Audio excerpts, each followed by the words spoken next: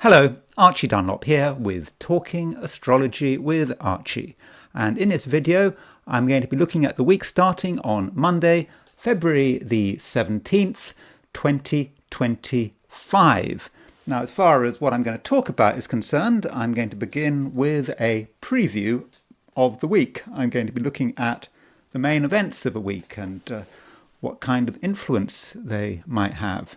And of course, when I talk about main events, I'm talking about the main astrological events. Then I'm going to have my special topic, and my special topic of the week is J.D. Vance.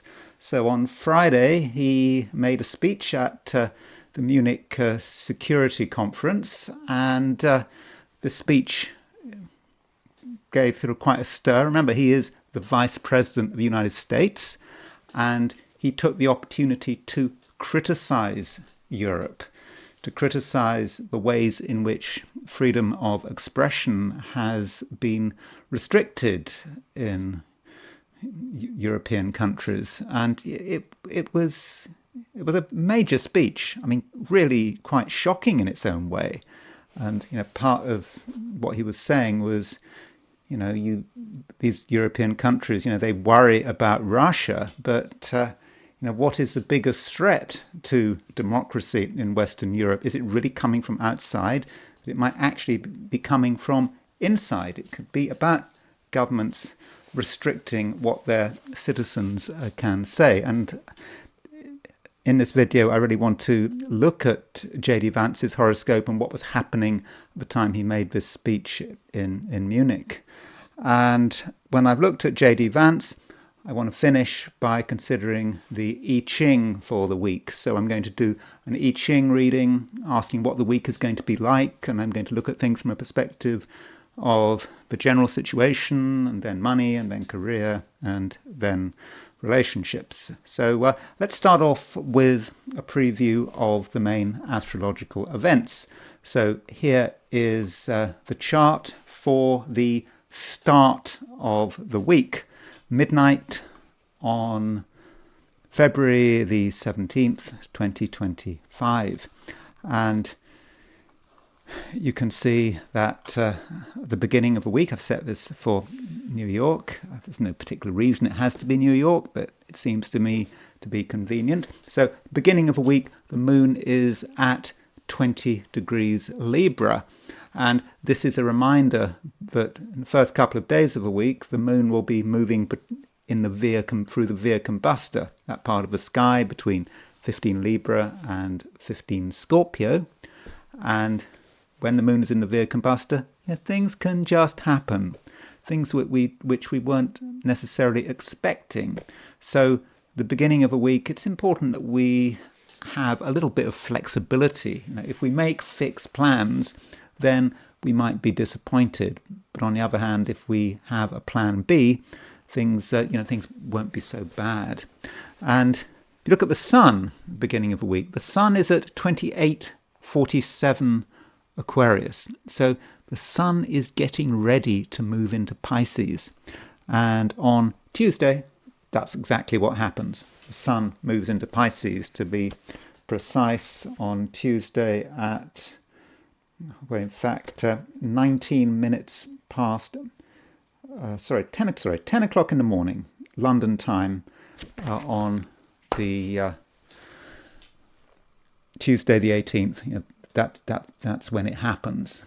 And so, pretty much all of us, regardless of our time zone, Tuesday is the day. And I think that is important, the sun moving into Pisces, for a number of reasons. I mean, for one thing, the Aquarian season is very much over. That's the last traditional planet out of Aquarius. Of course, Pluto is still in Aquarius, and Pluto will stay in Aquarius, I think, until the early 2040s. But really, it's a time to think about Pisces, because now we've got, we'll have the Sun in Pisces, Mercury in Pisces, Saturn in Pisces, Neptune in Pisces, North Node in Pisces. So there is a water emphasis, because we've also got Mars in Cancer, and something important happens when the Sun moves into Pisces. Straight away, the planet Venus gets stronger, because Venus is currently in Aries, and Venus is in its detriment in Aries. Venus has problems in Aries. I mean, that kind of makes sense, doesn't it? Venus is in the sign of Mars. Venus is in its sort of opposite sign, at least from a Libran perspective. Venus rules Libra, and it's in Aries, so it's uncomfortable in Aries. But then the Sun moves into Pisces. So Pisces is the sign of Venus's exaltation. Aries is the sign of the Sun's exaltation. So the Sun and Venus are now in mutual reception by exaltation. So both the Sun and Venus become strong because of this movement. And you might think that Pisces is a bit of a sort of wishy-washy sign. I mean, that's a stereotype. It's not true. It's all sort of vague, all over the place. Don't believe it. Some very focused people have their Sun in Pisces, people who are very successful.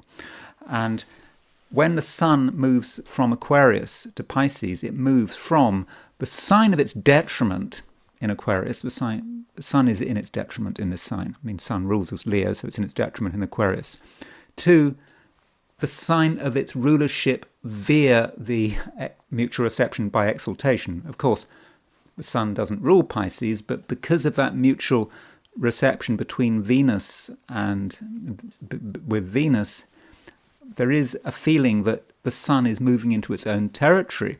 So in terms of our own selfhood, the Sun in Pisces might actually make many of us feel clearer about who we are and what we want. And also on Tuesday, Venus makes a semi-square to Uranus. So Venus semi-square Uranus can be about relationships, and it can be about things happening that we maybe weren't expecting. It's a bit like the Via Combuster, but maybe focusing on relationships. And so people's behavior might give us pause for thought. And there's also our own behavior to consider.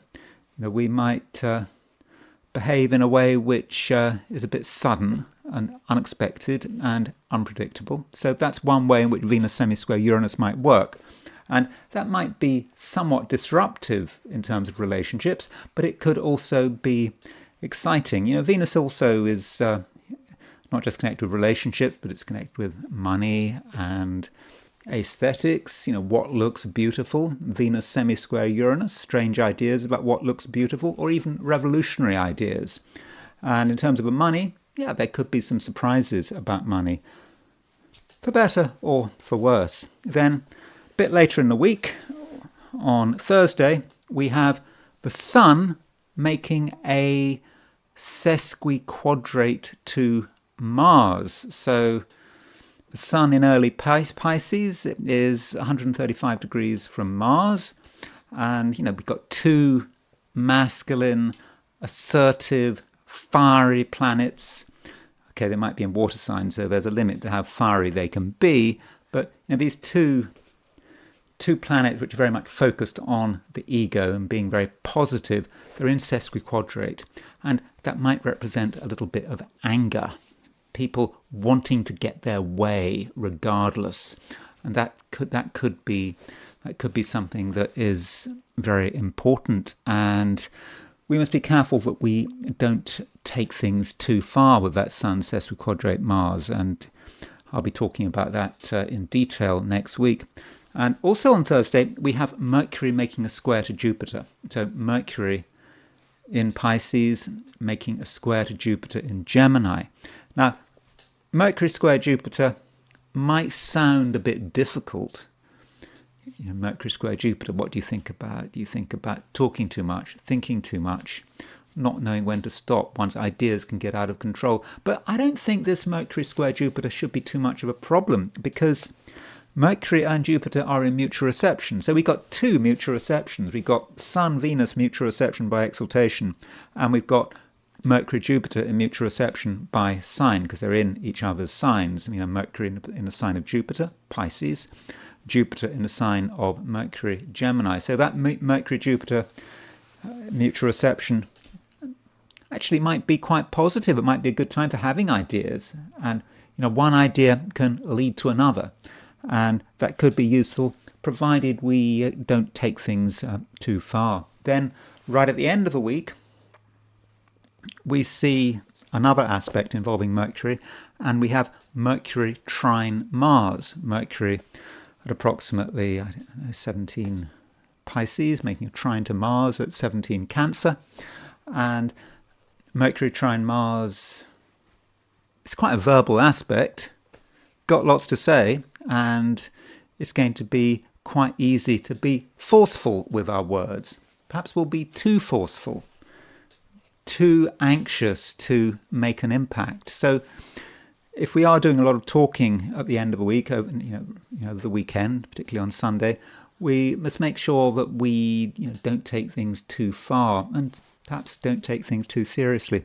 Now, over the week, one thing that is going on is that the planet Mars is slowing down. It is retrograde, it's going backwards, but the speed at which it's going retrograde is going slower and slower and slower. And then on Monday of, not this week, but Monday of next week, that would be Monday the 24th, it actually comes to a standstill, and then it goes stationary.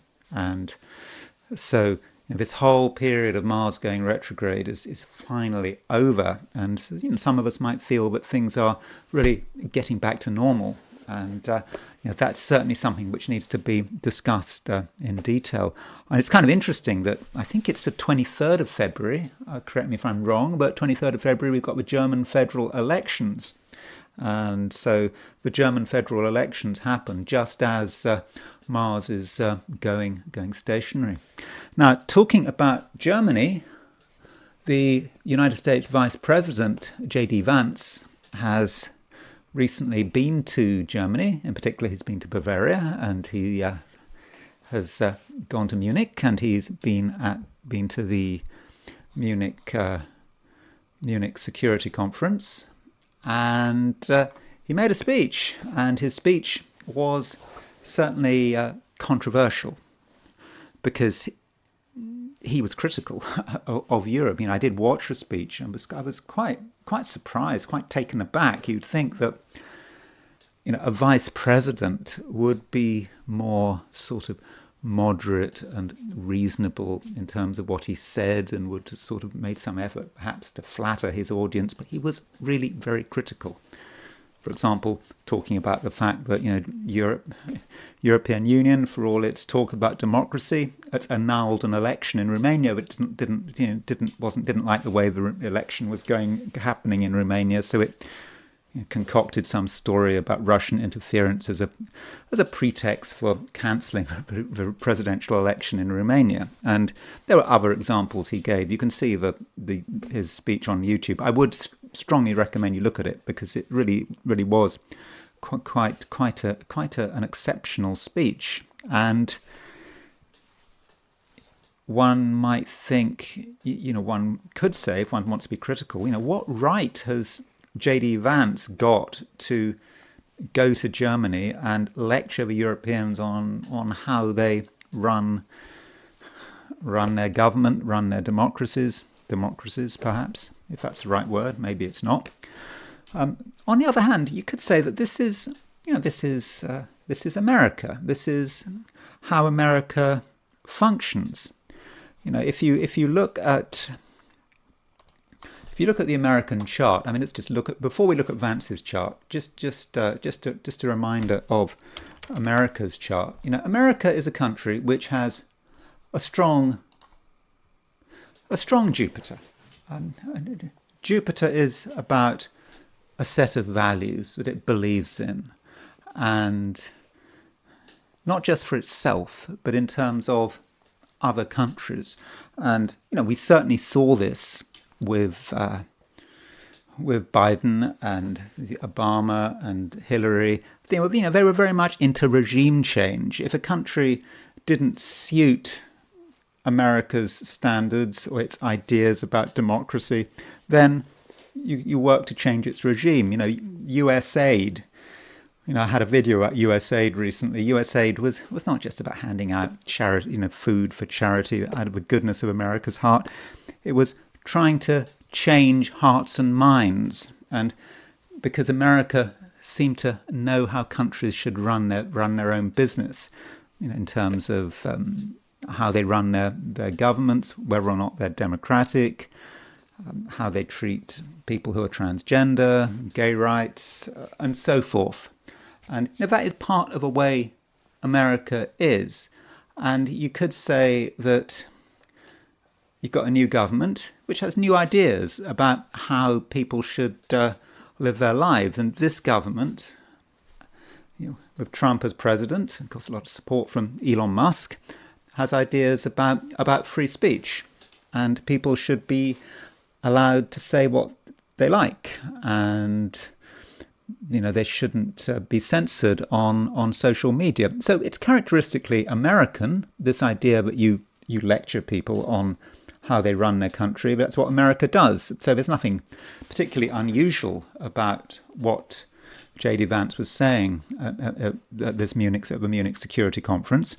And I think many Europeans really agreed with what he said. Maybe not the European elites, but he was, as far as I could see, he was talking about, this is the American concept of the First Amendment and belief in sort of religious freedom, freedom of conscience.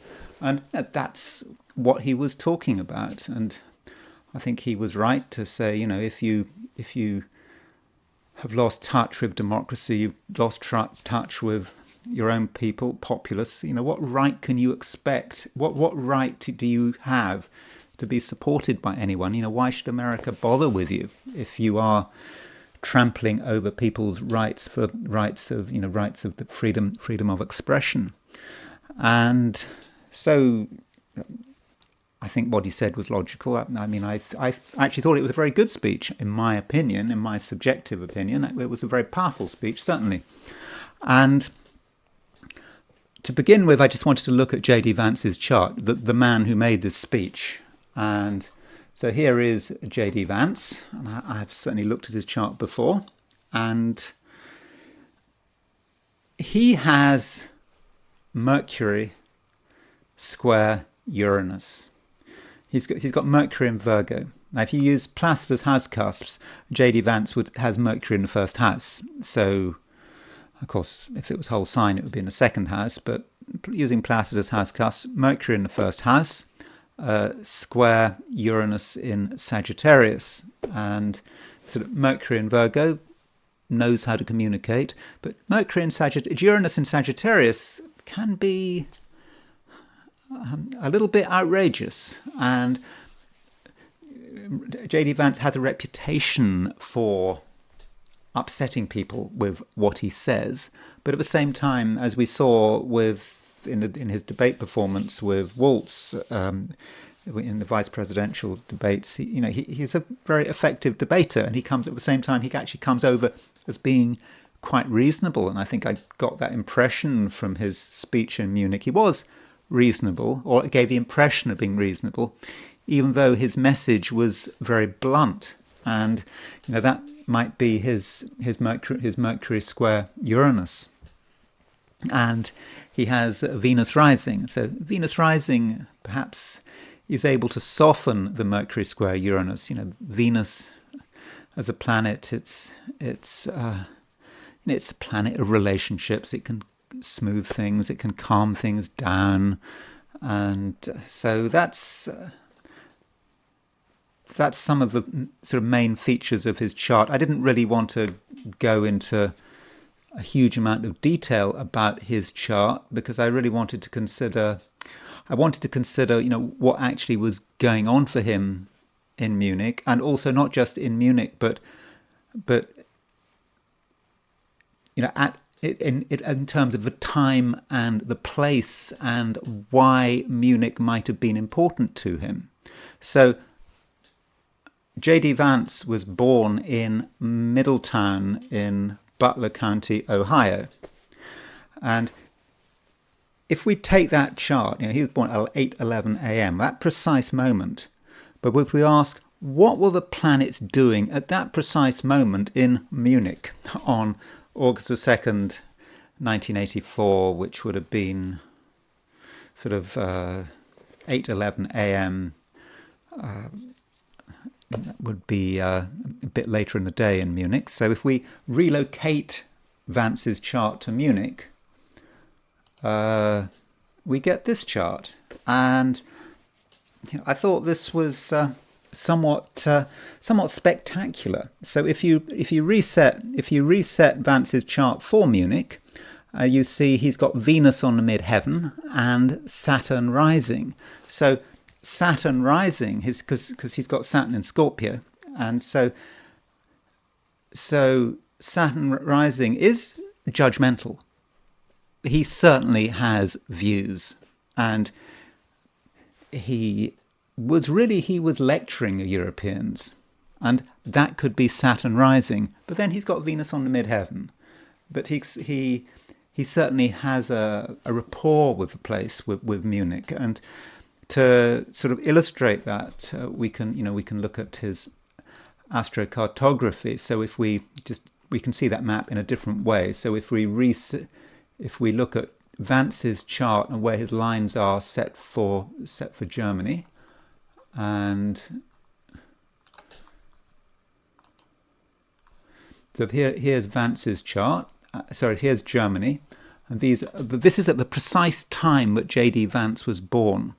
And where's Munich gone? You see, there is Munich, and so Venus was on the midheaven at the moment Vance was born. Venus was on the midheaven in Munich, and Saturn was pretty close to the ascendant as well. Okay, if he'd been born in at sort of Nuremberg, it was even closer. Bayreuth, is that Bayreuth? Is that? I got that right. It would have been closer, but so you can see that the Saturn line and the Venus line cross in southern Germany. Where he made this speech, which I think was a very important speech. Some have said it's one of the most important speeches made in the 21st century, and that might seem a bit dramatic. And if we think about Munich, and I'm going to be sort of looking at his sort of transits in a moment, but if we think about Munich, we might also think about the full moon prior to his speech. So here's the full moon. But I've set this for Munich. So this is a Munich full moon set for February the 12th, and this full moon. So what's the big deal about this full moon? Well, for one thing, Venus is exactly on the midheaven. And that's kind of so interesting, isn't it? That Vance, when he was born, Venus was on the midheaven in Munich, and that's one thing that's kind of interesting about this chart. And you also look at this full moon; it's at 24/6 Leo, and if we compare the full moon chart with Vance's chart. So we put Vance's chart in the middle, and we put full moon on the outer wheel.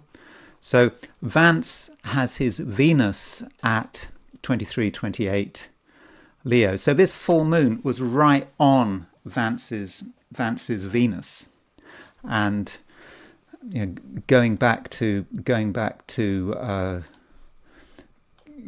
his relocated chart, you can see that this full moon was exactly on Vance's Venus, but also on Vance's midheaven when his chart gets relocated to Munich.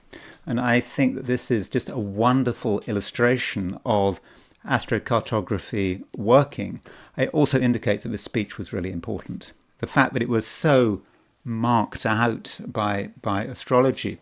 Now, one other thing, by the way, about this this full moon in Munich is that, one feature it has is that at the time of this full moon there was a Mars trine Saturn. So there's Saturn. You see they're in trine. So the sort of midpoint of that Mars and Saturn was about sort of 18 Taurus, and that meant that the mid-heaven was semi-square the semi-square the Mars-Saturn midpoint. Now, that's unfortunate. Now, Mars-Saturn is about death and destruction and bad things going on. And so the mid-heaven, it's kind of personal to Munich. And so it's kind of tragic, although I don't think anyone was killed, but there was this attack in Munich. Someone, I think, drove a Mini Cooper into a crowd. I think there was some trade union demonstration. And the day after the full moon, on February the 13th, here was the attack. This man, I think he was an asylum seeker. He was in a car. I think it was a Mini Cooper. He drove into a crowd. Yeah, I don't think anyone was killed, but it was still a really shocking incident, which in a way, it kind of supported Vance's point, because one of the things that Vance said in his speech at the Munich Security Conference was that he criticised Europe's immigration policies, and so this event, you could say, was supporting his argument. And here's the moment of the attack. I think it happened at 10:30, and so Uranus was on the ascendant. That's a sort of standard signature of some kind of terrorist attack, not just that. And it happened at the time of just after the sun was square Uranus. So that seemed to fit pretty well. Now, looking at Vance's transits,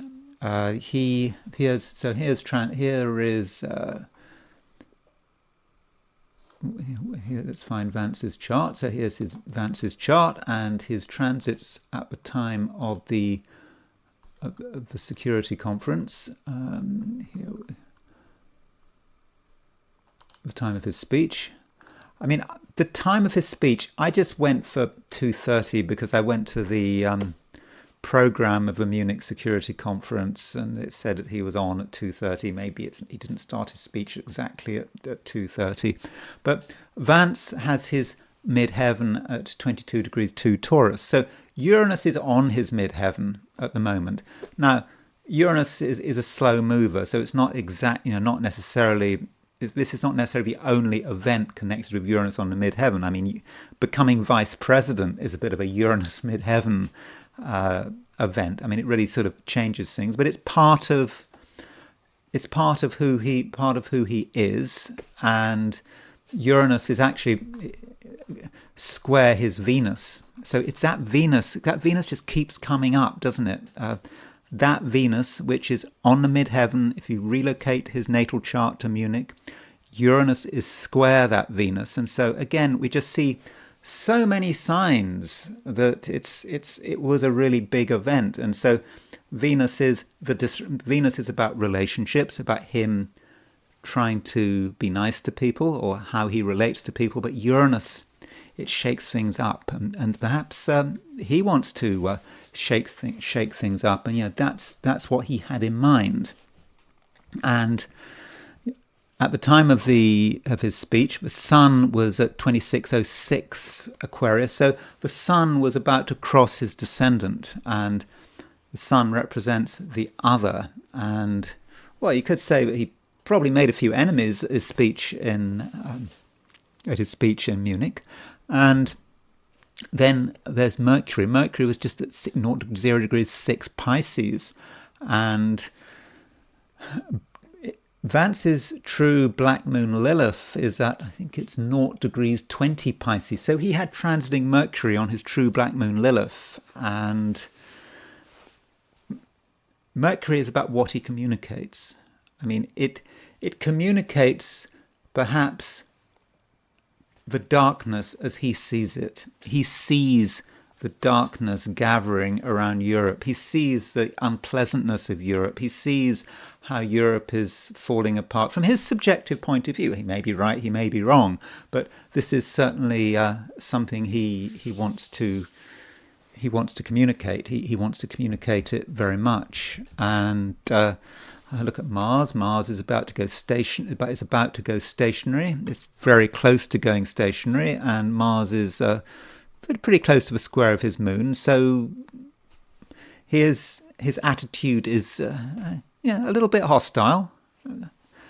He's able to give that impression. And one other thing about this speech, I mean, looking at the speech in isolation, at the time of that speech, the moon was at 1846 Virgo, and Saturn was at 1857 Pisces. So the moon was making an exact opposition to Saturn. This was a heavy dose of reality, and this was something very Saturnine.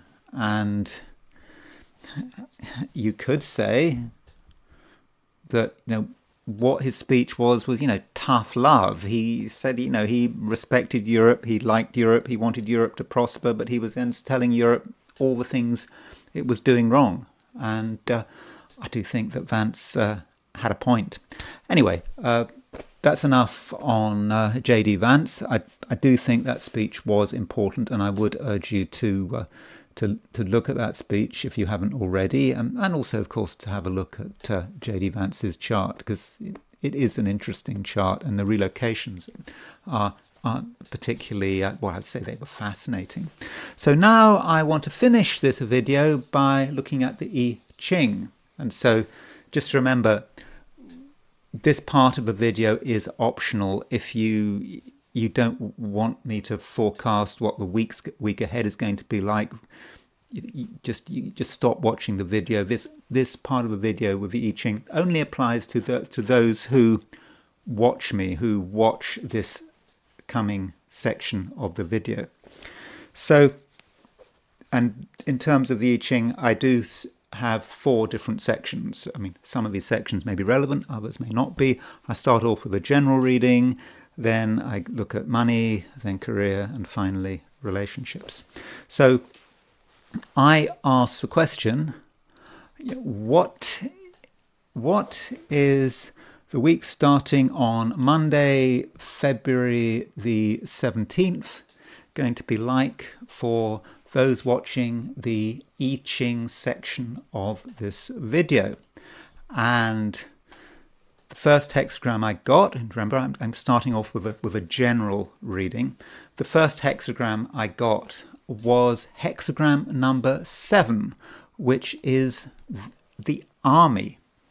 So the army is a somewhat problematic hexagram. I mean, not because it's a problematic hexagram, but it's somewhat difficult to read, because you want a personal reading. You want something that deals with your everyday life. And then the army is just talking about an army. I mean, how do you personalize an army?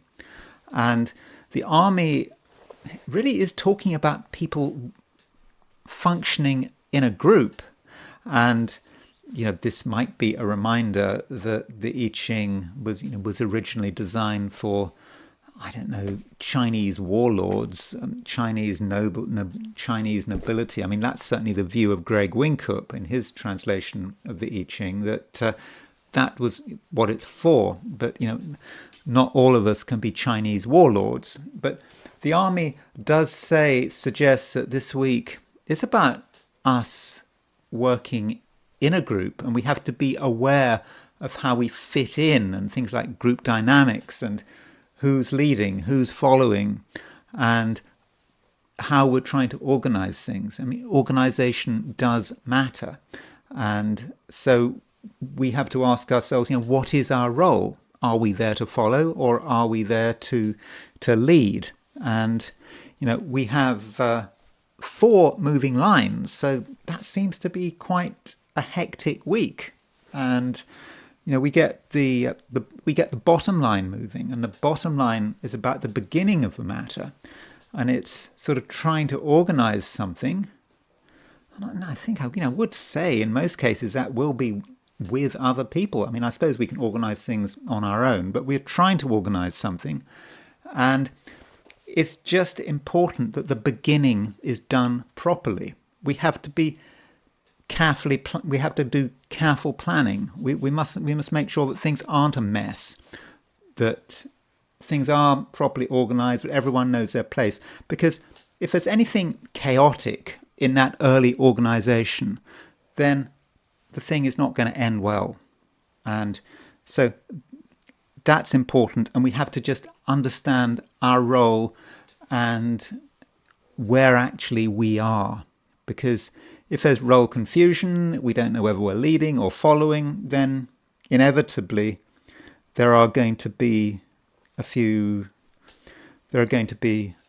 problems. So that's something we really do need to consider. And then the 4th line moves. And the 4th line moving may be about being aware that we might be approaching some kind of conflict, but something has to be said, or there's some kind of disagreement, or it might be a situation where there are potentially going to be winners and losers. And the advice here is not to see it through. So at some stage in the week, there may be a time when we feel that a conflict is in the offing, but we need to pause. We need to stop what we're doing. And so we need to move ourselves into a place where we're not going to come into direct conflict with whoever our enemies and rivals are. Because, if we do get involved in a conflict, it's not going to work. And so it might be better to retreat rather than to advance. And then finally the 5th line moves, and the 5th line says, we can take things through, we can take things up to a point, but we must be satisfied with small gains and small victories even, because this is the army. It is about battles and conflicts and trying to achieve something. And it may be a zero-sum situation where our loss is someone else's gain, our gain is someone else's loss, but we must be satisfied with relatively small gains. And then we've got our 4 lines moving. So that means that we move to a 2nd hexagram. And the 2nd hexagram we transition to is hexagram number 17, which is following. And following, it's about us as a leader, as a follower, and there's always that advice that if you want to be a leader, you have to know how to follow. And following and leading are all part of the same movement. We can't just be a leader and leave it at that. It's more complicated than that. We have to listen. We have to use our feelings, and this is actually shown if we actually look at the structure of this hexagram, because the top 3 lines represent the lake. It's watery. The bottom 3 lines represent thunder, so it's water over thunder. So there is that valence to the hexagram.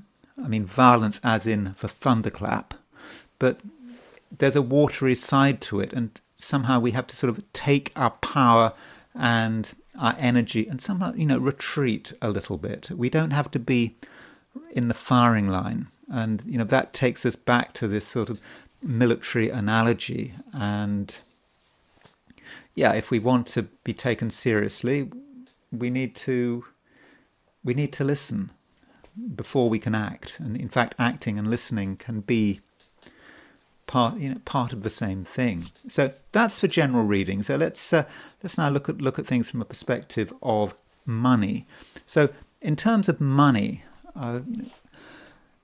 if money is important to you, it may not be important to you. But if you've been thinking that this week money is something that you want to consider, you want to address, then you may need outside help. And you've got, even if you don't need outside help, you need to be very organized, and you need to make sure that all your preparations are in order, all your paperwork is in order. And of course, if you're in the US, you've got the tax season starting, and so if you are doing your tax, then making sure that everything is in the right place. And now, if you've got missing documents, now would be the time to organize it, to talk to people, get on the phone, make sure you're being sent it if you haven't got it already. Just getting all the paperwork together. Even if you're not in the US and you're not worried about the whatever it is, the April the 15th deadline, it's still a good time for really good financial organization. And if there's anything missing and you don't address it at the beginning, then that missing thing is going to amplify. It's going to become more and more of a problem. And so organize it to begin with. Make sure it really is there. And while you might need other people's assistance, you have to be very proactive. You do have to be in the middle of the financial action, and you have to understand, exactly what is going on. And once you're ready, you feel that you might be ready for some kind of financial initiative. You want to do it. You feel this is your chance. But even then, you might feel that actually you have to hold back. You can't expect everything to happen immediately. And this is particularly the case if there's any kind of financial conflict where you feel you maybe want to demand money or insist that you get money or ask for a pay rise or something like that. You might want to hold off. And if you've got some idea about some sum of money you want to achieve this week, then it might need to be reduced. You should be satisfied with a small gain. Not, you don't need to feel that you've got everything you wanted. If you've got part of what you wanted, that should be enough. And if you push things too far, then you might lose out.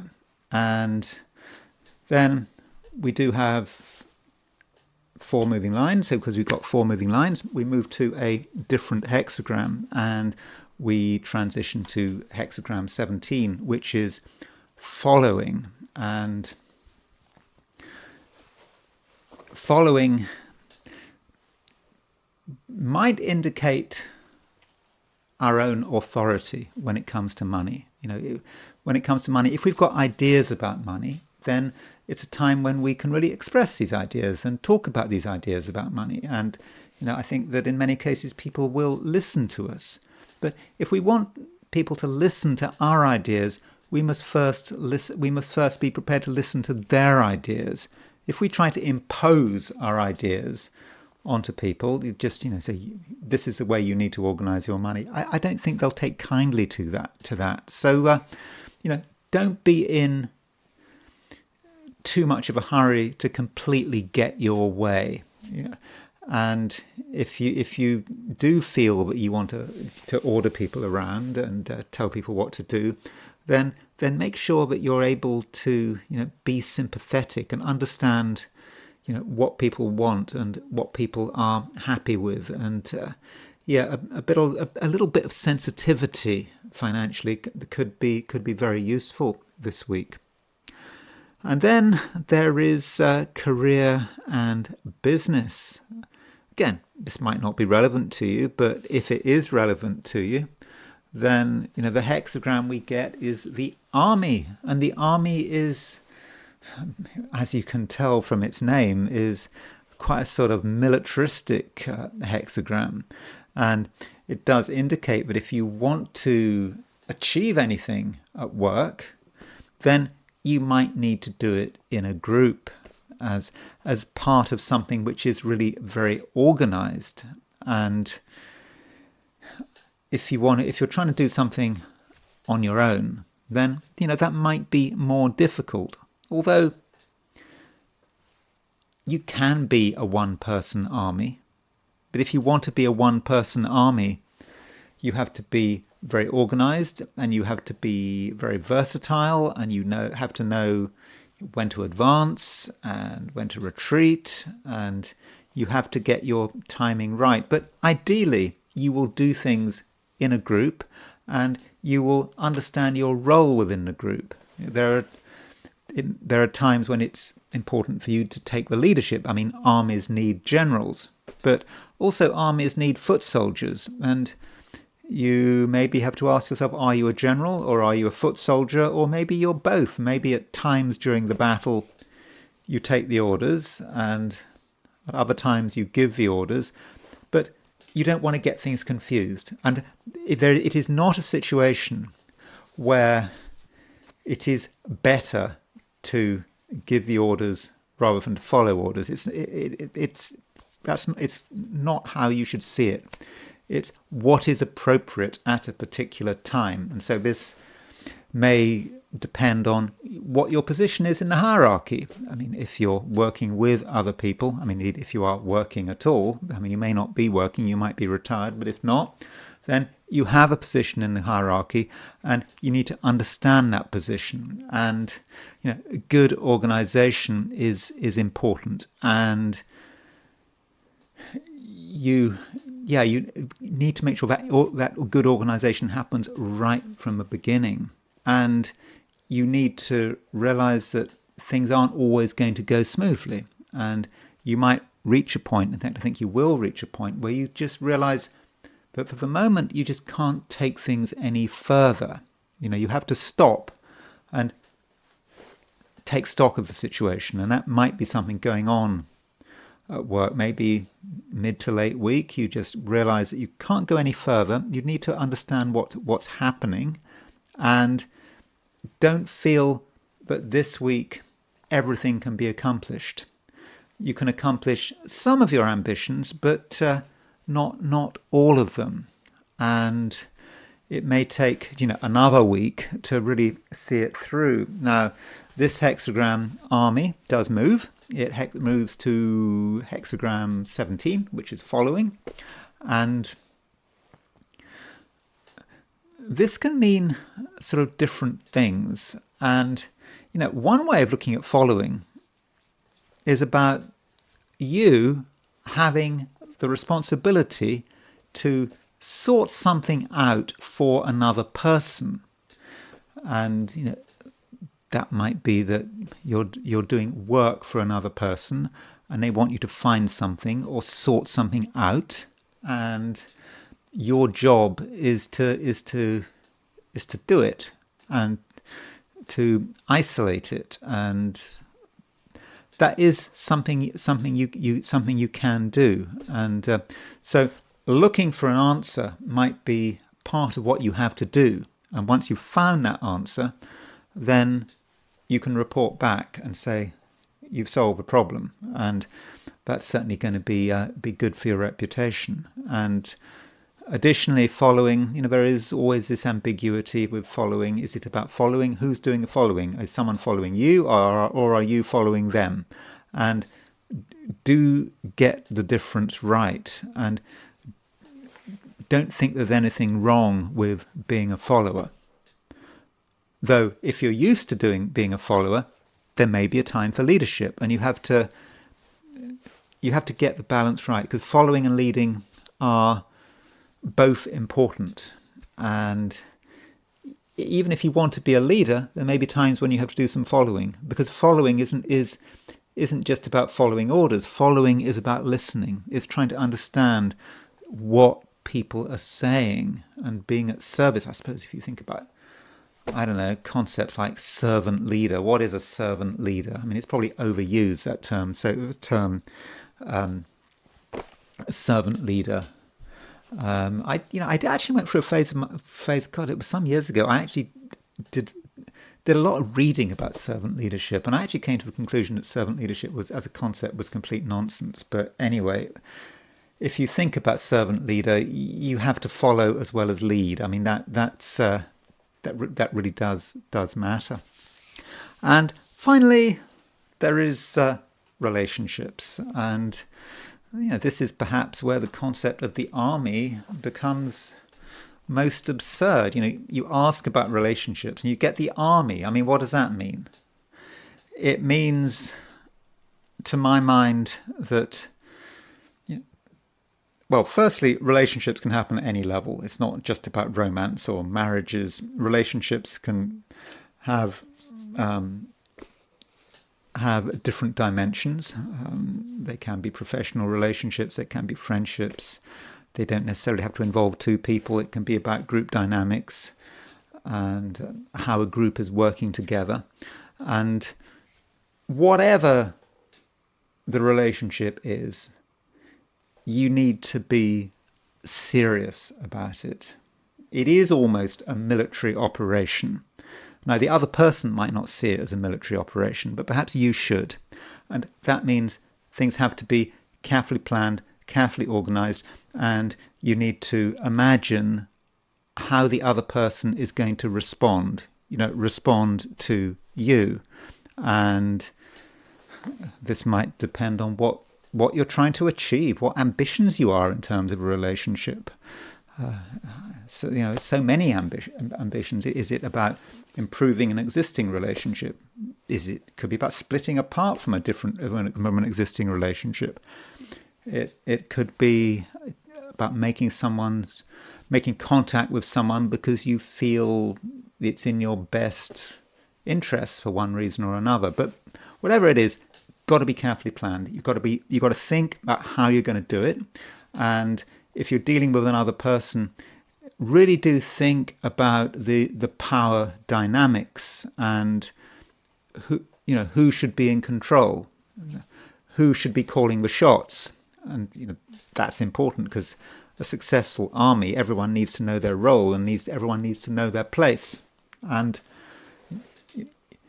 if you get the beginnings wrong, the relationship cannot prosper. So get it right from the beginning, and then don't be in too much of a hurry to get close to people, because at a certain stage you may feel that you've gone as far as you can, and a retreat might be actually important. So you get to know someone up to a point, or again, if this might be someone you've known for ages and you're trying to make progress in some area, and you make a certain amount of progress, but then you realize you can't make any more progress, and so you stop. And in the end, if you get things right, if you get your organization right, then whatever you're planning, whatever you want in relationships, you'll get 50% there, 75% there, but you won't get all the way there. You should be satisfied with making a small amount of progress, but don't expect other people to give you everything you want. And then the army does shift to a different hexagram. It shifts to hexagram 17, which is following. And following is about getting the balance right. And in this case, it really is the balance between leading and following. It's not a situation, I don't think, where the important relationships this week, it's not like one person is going to be in control all week long. It's about control shifting. There'll be times when it's you taking the initiative. There'll be times when it's the other person taking the initiative. And it may also be that for a relationship to be really successful, there has to be some common aim, that you and the other person, you're looking for the same thing. You're trying to find the same thing. And once you find it, then the relationship can really prosper. And that's it. That's what I'm going to say about the I Ching. That's all I've got to say about the I Ching. So I hope your week ahead works well. And if you enjoyed this video, I'd be very grateful if you were to like it. If you're not subscribed, I'd be very grateful if you were to subscribe. If you want to buy me a coffee, there is a link in the description. And I will talk to you again very soon.